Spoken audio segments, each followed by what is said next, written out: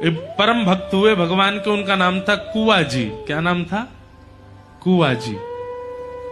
उनका नाम कुआ इसलिए पड़ा, उसके पीछे भी एक कथा है। तो कुआ जी जो थे, ये एक मट्टी के बर्तन बनाने वाले व्यक्ति थे। क्या बोलते हैं उन्हें? कुम्हार। कुम्हार थे कुआ जी।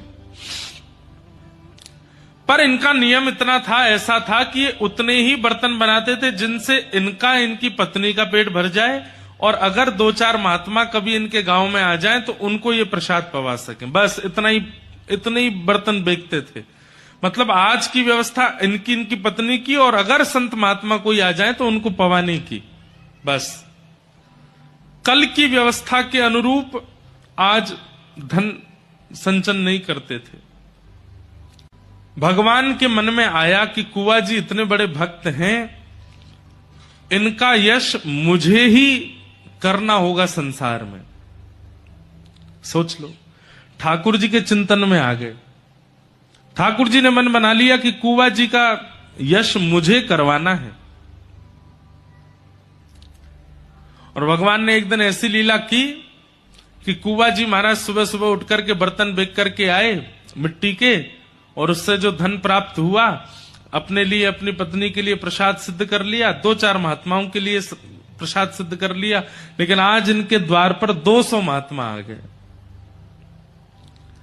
ठाकुर जी ऐसी परीक्षा लेते हैं। जब ठाकुर जी को ठोक बजा करके किसी को भक्त का अनुभव करना होता है कि ये उचित है कि नहीं, उसकी ऐसी परिस्थिति प्रकट कर देते हैं कि उस परिस्थिति से वो घबरा जाए। और जैसे ही व्यक्ति घबराता है, ठाकुर जी समझ जाते हैं कि भाई कच्चा है, पक्का नहीं है, घबरा गया। परीक्षा से घबराए ना, परिस्थिति से घबराए ना। 200 वैष्णवों को जैसे अपने द्वार पर देखा, कुआ जी घबराए नहीं। अपनी पत्नी से कहने लगे, देवी आज कितनी बड़ी कृपा, आज तक इतने वर्षों में 2 महात्मा, 4 महात्मा, 5 महात्मा से ज्यादा प्रत्येक दिन हमारे द्वार पर नहीं आए, लेकिन आज कितनी बड़ी पूंजी हमारी, इतने बड़े गांव में हमारे द्वार पर 200 महात्मा आए। पत्नी ने कहा, आ तो गए, पर इनको पवाएंगे कैसे? बोले कि वो सब व्यवस्था ठाकुर जी देखेंगे, आप तो बस इनको बैठाओ। कुआ जी बोले, मुझे स्वीकार है, पर अभी मुझे धन दे दीजिए, मुझे संतों की सेवा करनी। सेठ जी ने धन दिया, नाचते गाते हुए गए, सब सामग्री लेकर के घर पहुंचे, झरा भंडारा किया, 200 महात्माओं को बढ़िया मालपुआ, खीर और सब्जी पूड़ी आदि सब प्रेम से पवाई। पत्नी बोली, आप इतना सामान कहां से लेके आए, कैसे लेके आए? बोले, देवी कोई टेंशन की बात नहीं है, इसका मैं परिश्रम करूंगा ना। बोले, कैसे परिश्रम करोगे? बोले, सेठ जी ने कहा है कुआं खोद देना, तो उनके यहां कुआं खोदेंगे। महात्मा तो प्रसाद पाकर के चले गए। यहां पर अगले दिन ही कुआ जी पहुंच गए, और पहुंच करके अपनी पत्नी के साथ में अब कुआ जी खोदते हैं, और जितना मिट्टी होती है परात में भरते हैं, पत्नी को देते हैं, दूर फेंक करके पत्नी आती है। अब कमाई नहीं हो रही है इनकी, दोनों पति पत्नी भूखे रहते हैं। क्यों?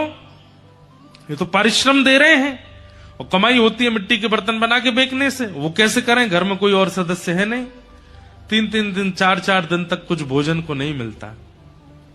लेकिन प्रसन्न मुद्रा में हरि स्मरण करते हैं, हरि का भजन करते हैं, ठाकुर जी का नाम लेते हैं, और प्रेम से कुआं खोद रहे हैं।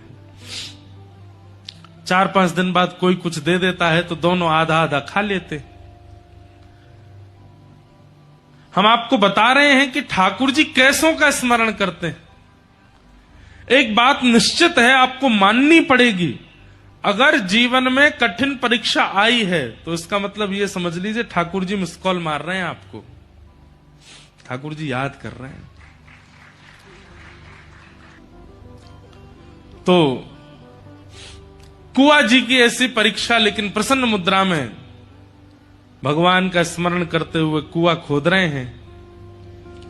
खोदते खोदते खोदते खोदते जल का स्रोत आ गया, कुछ फीट भीतर चले गए।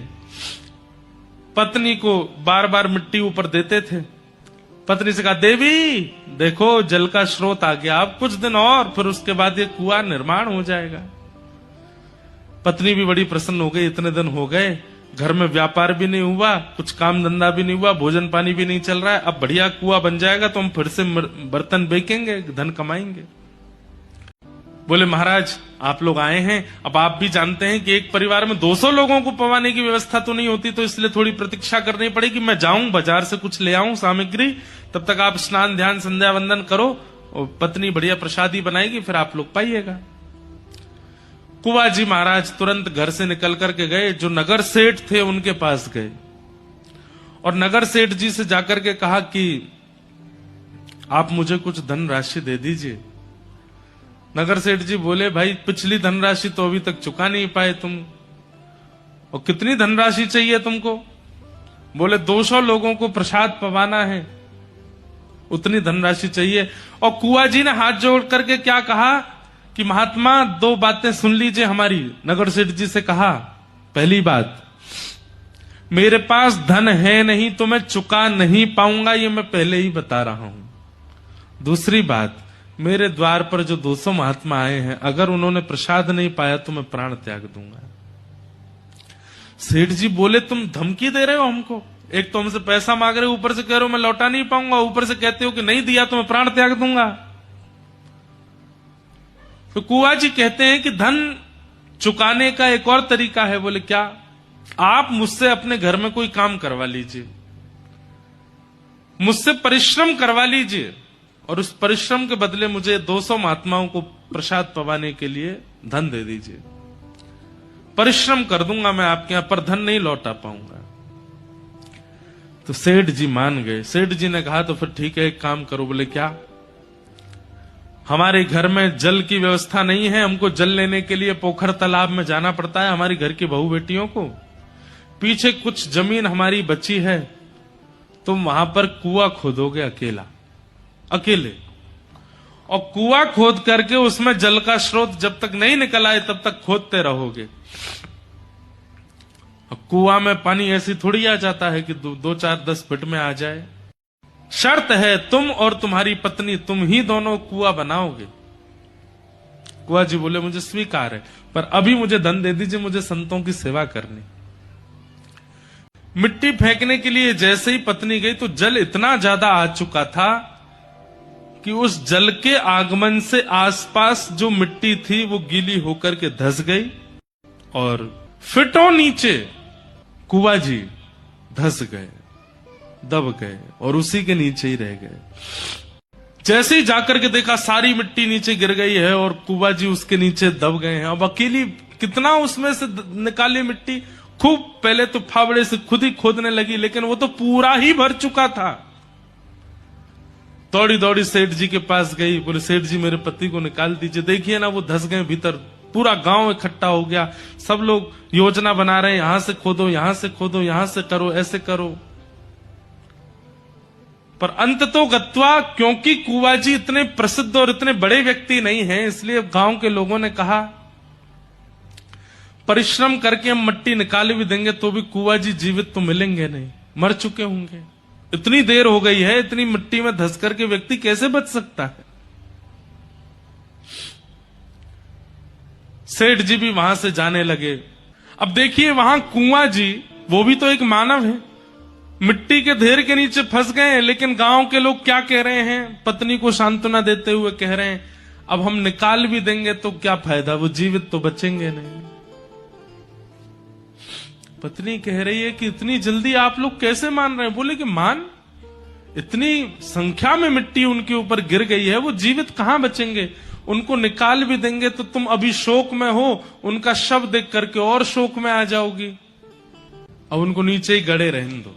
और सेठ ने कुछ धन आदि देकर के पत्नी से कहा अब तुम ज्यादा शोक मत करो। अब अकेली पत्नी, परिवार तो है नहीं, किससे जाकर के कहे कि मेरे पति को निकालो। सामान्य व्यक्ति जो जीवन जीते हैं बहुत कठिनाई सहते हैं बंधुओं कभी कभी, क्योंकि उनके पास में पावर नहीं है, उनके पास में लोग नहीं है, उनकी पहुंच नहीं है।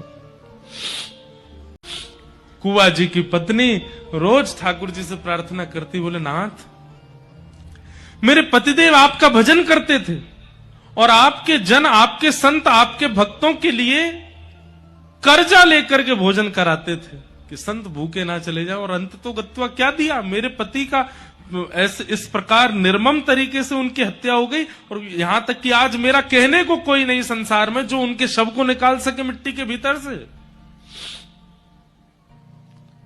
पति कहते थे कि आप हमारे हो, आप हमारे हो, आप भी हमारे नहीं हो। आज आप भी नहीं आए हो मेरे इस शोक की घड़ी में मेरे पास। रोज पत्नी रोती, महीनों निकल गए बंधुओं, महीनों। पत्नी रोज जाती और उस टीले पर जो धस चुका था वहां जाकर के प्रणाम करती, वहीं बैठी बैठी रोती रहती। एक बार कुछ संतों की जमात आई और वो संतों की जमात उसी टीले के बगल से निकल रही थी जहां कुआ जी धस गए थे। वहां उन्होंने अच्छी व्यवस्था जान वहां बैठ करके अपने प्रसाद आदि खोल करके पोटलियों से पाना प्रारंभ किया। तभी उनको हरिशरणम हरिशरणम हरिशरणम हरिशरणम हरिशरणम नाम की ध्वनि आने लगी। ढूंढने लगे ये कौन बोल रहा है, इतना मधुर, इतना शांत, इतनी धीमी स्वर में, लेकिन हमें इतना स्पष्ट सुनाई दे रहा है। और इस स्वर में ऐसा लगता है कि मानो साक्षात हरि सामने खड़े हैं, उनको देखते हुए कोई बोल रहा है। इधर उधर दिशाओं में ढूंढने लगे कहां से ये ध्वनि आ रही है, कहां से ये स्वर आ रहा है, लेकिन कहीं कोई प्राप्त नहीं हुआ। तभी उन संतों ने कहा कि कौन बोल रहा है भाई, ये आकाशवाणी हो रही है क्या हरिशरणम की। तभी एक महात्मा ने कान लगा करके उस टीले में जब कान लगा करके देखा तो कहा, अरे इसके भीतर से आवाज आ रही है। कुल्हाड़ी लेकर के, कोई खपरेल लेकर के, कोई जो साधन मिला सब लेकर के उसको खोदने लगे। गांव के लोग इकट्ठे हो गए, अरे भैया क्या कर रहे हो, काय को खोद रहे हो। बोले अंदर से आवाज आ रही है, अंदर कीर्तन की ध्वनि सुनाई दे रही है। पूरा गांव इकट्ठा हो गया। किसी ने जाकर के कुआ जी की पत्नी को बताया, बोले जहां कुआ जी दबे थे आज कुछ महात्मा मिलकर के वहां खोद रहे हैं और ऐसा कह रहे हैं भीतर से आवाज आ रही है। पत्नी दौड़ी दौड़ी गई, वहां जाकर के जब देखा तो सब संत लगे हैं खोदने में। खोदते खोदते खोदते 2 दिन बीत गए। गांव के लोग भी अब अविश्वास, अरे हम तो पहले ही मना कर रहे थे, इतने महीने हो गए, कहां कंकाल भी नहीं बचा होगा उनका। तो अरे यहां से ध्वनि आ रही है स्वर की। थोड़ी देर में पूरे गांव को भी वो ध्वनि सुनाई देने लगी, हरिशरणम हरिशरणम हरिशरणम।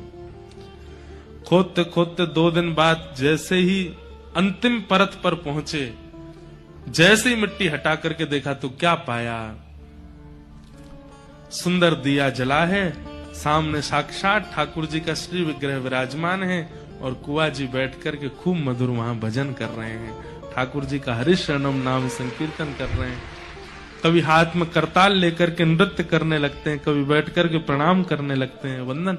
देख करके किसी को भी विश्वास नहीं हुआ, ये कैसे हो सकता है। महीनों पहले दब चुका व्यक्ति, महीनों पहले जिसकी मृत्यु हो गई नीचे दब करके, वो जीवित कैसे है।